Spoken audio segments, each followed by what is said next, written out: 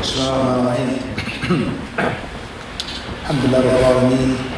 Salatu wassalamu ala Rasulillah wa ala alihi wa sahbihi ajma'in. Amma ba'd. Wa alaikum salam wa rahmatullahi wa barakatuh.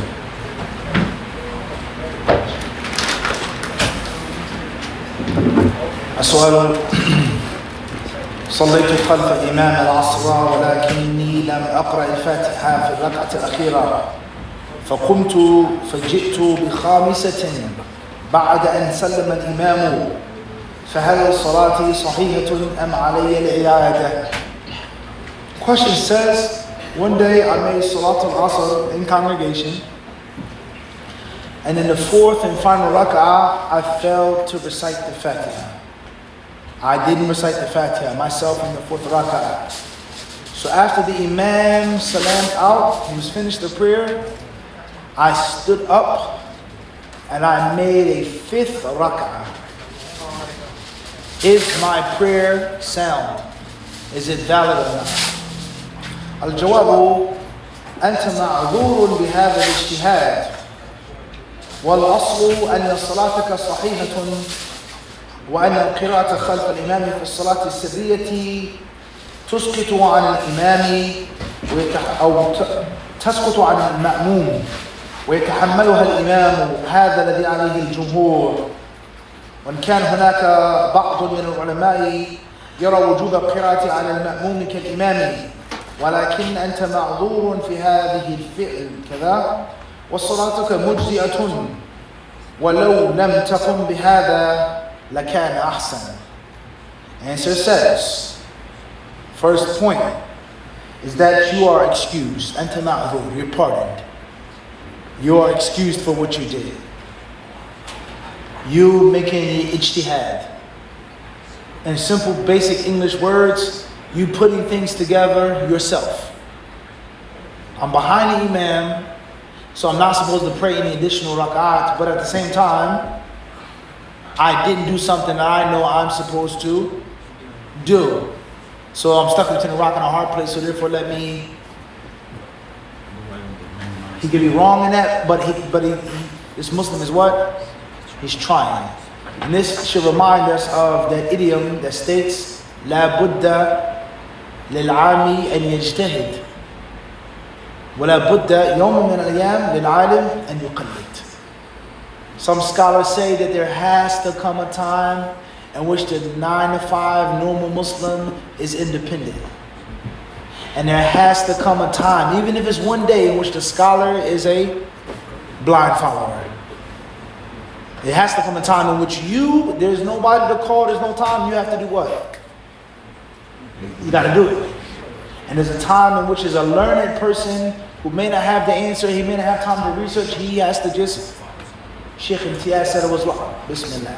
I trust him, I respect him, I'm going to go with him. So that's how life is. So here, this 9 to 5 Muslim person isn't supposed to be making ijtihad himself, but he did. And the Mufti here says that he's pardoned. And that goes to show you the power of the niyyah and the importance of the niyyah. Wallahu ya'lam al-mufsida min al-muslih. Wa law sha'a Allahu la'a'natakum.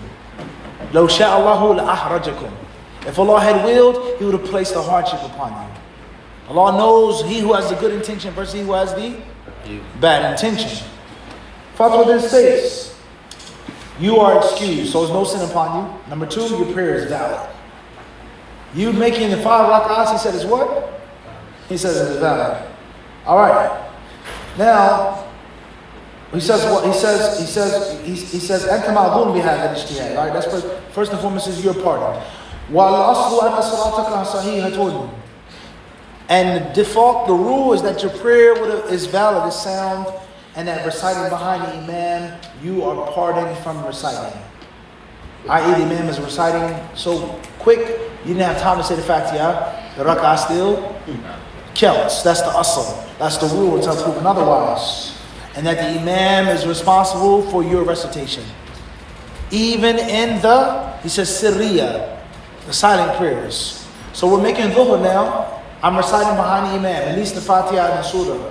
But the Imam, he's going so fast, I didn't have time to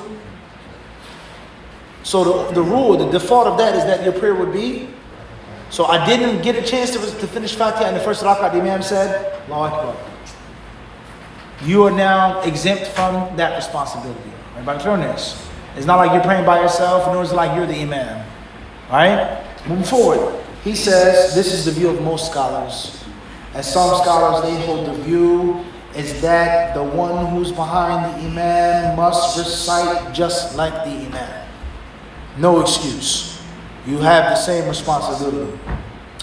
The Mufti, he concludes his fatwa by saying, "Walakin, however, you are pardoned. And your prayer is valid, is correct. Even though you made 5 rak'at." He says, and if you didn't make the 5th rak'ah, it would have been better. It would have been what? It would have been best for you not to have done that, but you did it. And now it's valid, based off of that reason. And now, this should show us is that in ahkam al-wuqu' غير أحكام الشروع.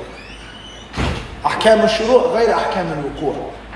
Something happened versus you want to do something.